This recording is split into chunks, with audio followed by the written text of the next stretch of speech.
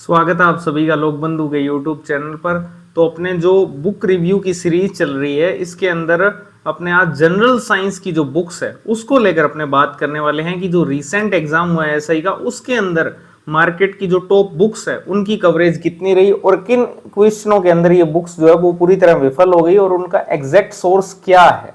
ठीक है, तो उनको लेकर अपने बात करने वाले हैं। तो आज के सेशन में अपने सबसे पहले तो देखेंगे कि जनरल साइंस की टॉप बुक्स कौन कौन सी है मार्केट में जो लोग ज्यादा पढ़ते हैं। ठीक है, उसके बाद में एसआई 2026 के अंदर जो क्वेश्चंस आए हैं जनरल साइंस के उनका लेवल क्या था, कितने क्वेश्चंस आए हैं, क्या उनकी डेप्थ रही है, इन सारे पॉइंट्स पर अपने बात करेंगे। ठीक है, अच्छा इसमें जनरल साइंस में मैं आपको बता दूं कुछ लोग अभी जनरल साइंस में टेक्नोलॉजी को भी शामिल कर लेते हैं, तो टेक्नोलॉजी जनरल साइंस में काउंट नहीं होती। ठीक है, फिजिक्स, केमिस्ट्री और बायोलॉजी जो है वही शामिल है। वैसे तो एनवायरनमेंट भी शामिल होता है बट मैंने एनवायरनमेंट को माइनस किया है क्योंकि इनमें से कुछ किताबें ऐसी है जिनमें एनवायरनमेंट का पोर्शन ही नहीं दिया हुआ।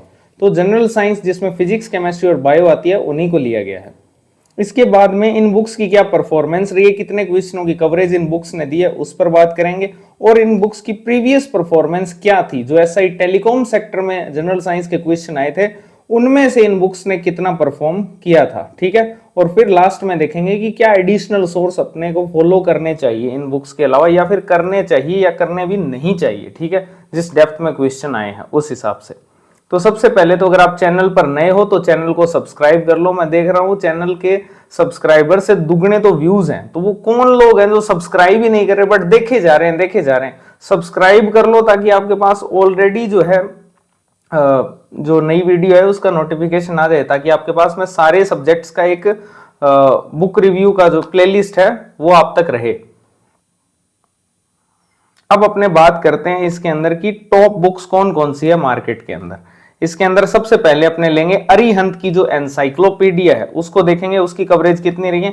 फिर सिरेमिक एकेडमी ने अभी लॉन्च की है जनरल साइंस की अपनी बुक, ठीक है, उसको देखने वाले हैं। उसके अलावा न्यू दर्पण जो कि एनसीईआरटी का पूरा सार है और अलग टाइप की बुक है, उसको लेकर अपने बात करने वाले हैं। ठीक है, इसके अलावा ये बूस्टर एकेडमी की जो जनरल साइंस की बुक है इसको अपने देखेंगे। और जो ल्यूसेंट की बुक है जो सबसे ज्यादा लोग पढ़ते थे पहले और अभी ट्रेंड में थोड़ा परिवर्तन जरूर हुआ है, लेकिन रेलवे एसएससी वाले तो अभी भी इस बुक को फॉलो करते ही हैं। ठीक है, ल्यूसेंट की सामान्य विज्ञान। इसके अलावा आरपी गोयल जी की ये जो बुक है सामान्य विज्ञान और इसमें टेक्नोलॉजी वाला पोर्शन भी दिया हुआ है, तो इस बुक की भी कवरेज अपने चेक करेंगे। तो उससे पहले अपने ये देख लेते हैं कि एसआई 2026 के अंदर जनरल साइंस के क्वेश्चन कितने आए थे। तो 5 अप्रैल वाली जो शिफ्ट थी उसमें 4 क्वेश्चन और 6 अप्रैल वाली शिफ्ट में भी 4 क्वेश्चन जनरल साइंस थे आए थे। अब अपने ये देखते हैं कि 5 अप्रैल वाली जो शिफ्ट है उसके क्वेश्चन क्या क्या थे। तो एक तो ये जो क्वेश्चन है ये डायरेक्ट एनसीईआरटी के चैप्टर 10 में से उठाया गया था, चैप्टर 10 क्या क्लास 10 के चैप्टर 2 से, अम्ल, क्षार और लवण, उसमें एक टेबल दी हुई है, वहां से उठाया गया है इनके स्रोत और इनमें कौन सा एसिड होता है। फिर ये जो क्वेश्चन है एन प्रकार के अर्धचालक के लिए इलेक्ट्रॉन और होल सांद्रता के बीच में क्या संबंध है, ये 12th क्लास की फिजिक्स का जो अर्धचालक वाला चैप्टर है वहां से लिया गया है। तो ये हार्ड क्वेश्चन की श्रेणी में आता है। इवन साइंस वाले स्टूडेंट भी इसको करने में शायद विफल रहे होंगे क्योंकि इसको याद करना मुश्किल होता है और यहां तक कोई पढ़ता भी नहीं है। आप जनरल साइंस बोल के फिजिक्स पूछ रहे हो 12th की, तो वो कहां से जनरल साइंस है यार। ठीक है, और ये जनरल क्वेश्चन भी नहीं है पहली बात तो। फिर उसके बाद में ये क्वेश्चन बिल्कुल ही सामान्य था कि सबसे ज्यादा मीठी कृत्रिम मधुरक कौन सा है। इसके अलावा ये हिपेटाइटिस का जो टीका है किसका नहीं है उपलब्ध, तो ये आपको सिर्फ एक ही किताब में मिलेगा, उसके अलावा और किसी भी किताब में नहीं मिलेगा। ठीक है, इसका आंसर है हिपेटाइटिस सी, जिसका कोई वैक्सीन उपलब्ध नहीं है।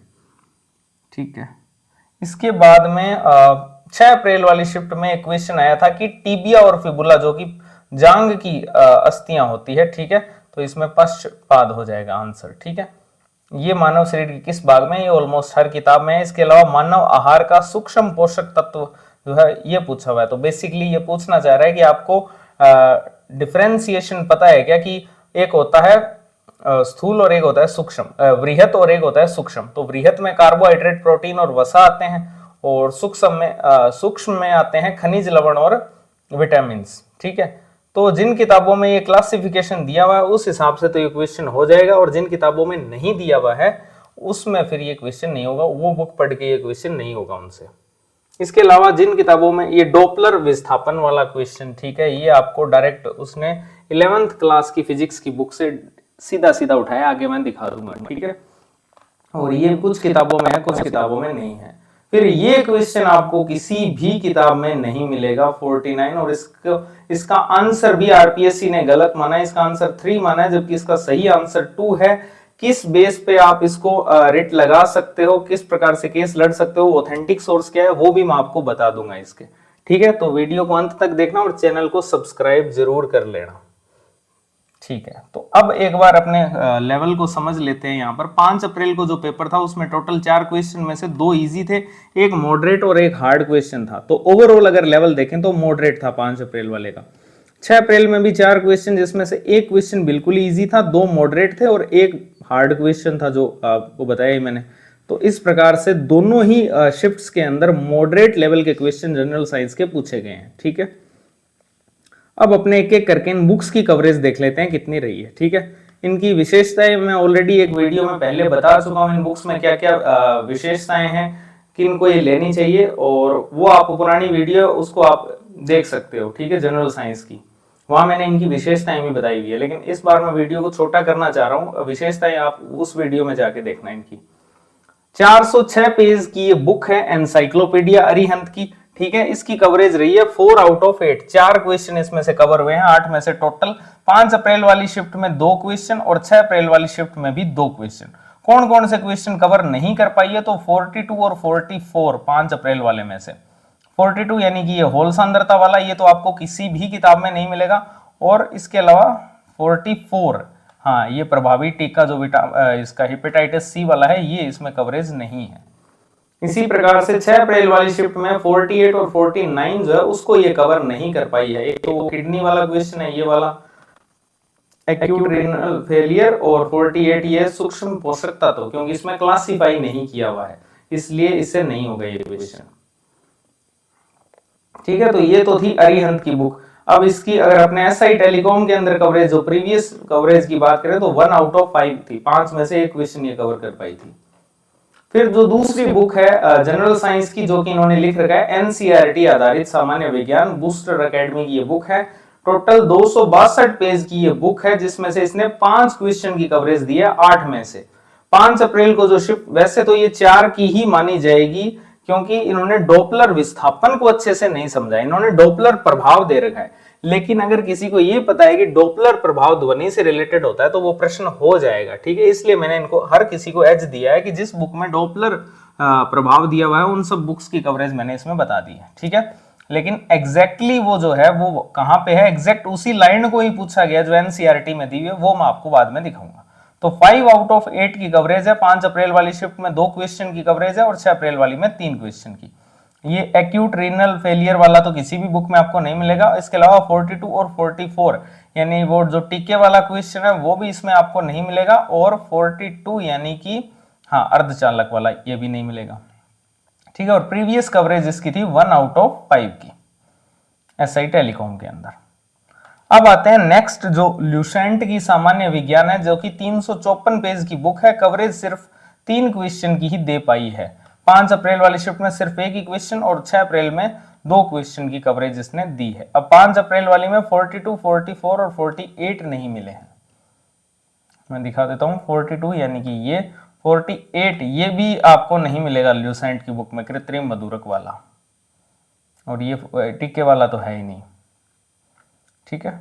इसके बाद नेक्स्ट बुक और इसकी प्रीवियस परफॉर्मेंस की बात करें तो एसआई टेलीकॉम में एक भी क्वेश्चन की कवरेज नहीं दी थी। फिर अगली बुक है सिरेमिक एकेडमी की, जो लेटेस्ट बुक है जनरल साइंस की, ठीक है। टोटल 273 पेज की ये बुक है, जिसने एसआई टेलीकॉम के अंदर तो इसकी कवरेज थी नहीं, क्योंकि उस टाइम पे ये बुक आई ही नहीं थी। एसआई के अंदर इसकी कवरेज रही है 5 आउट ऑफ 8 की। 5 अप्रैल वाली शिफ्ट में इसने 3 क्वेश्चन कवर किए और 6 अप्रैल वाली में 2 क्वेश्चन। 6 अप्रैल वाली में 43 और 49 यानी कि एक तो वो किडनी वाला क्वेश्चन, और एक 43 यानी कि आपके हाँ ये डॉपलर विस्थापन, ये इस बुक में आपको नहीं मिलेगा। इसके अलावा यहां पर आपको जो 5 अप्रैल वाली शिफ्ट है उसमें 42 नहीं मिलेगा।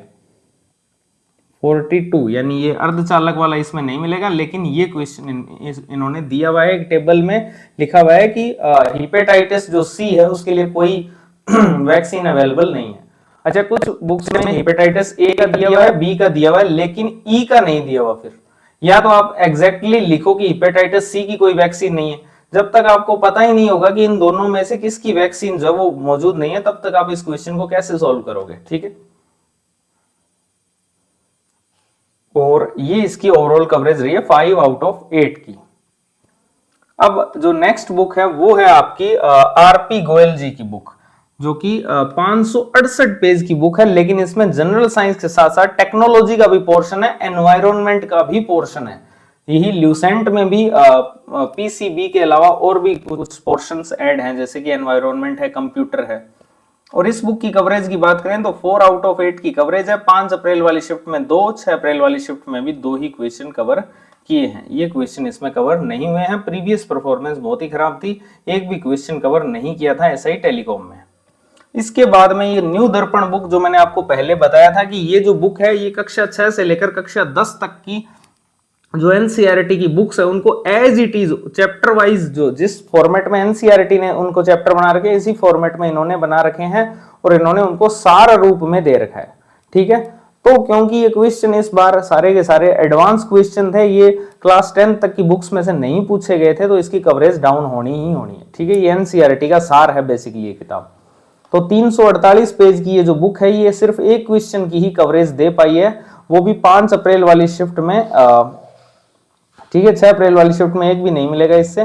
कौन सा क्वेश्चन इसने दिया है? 42, 44, 48 जो है वो आपको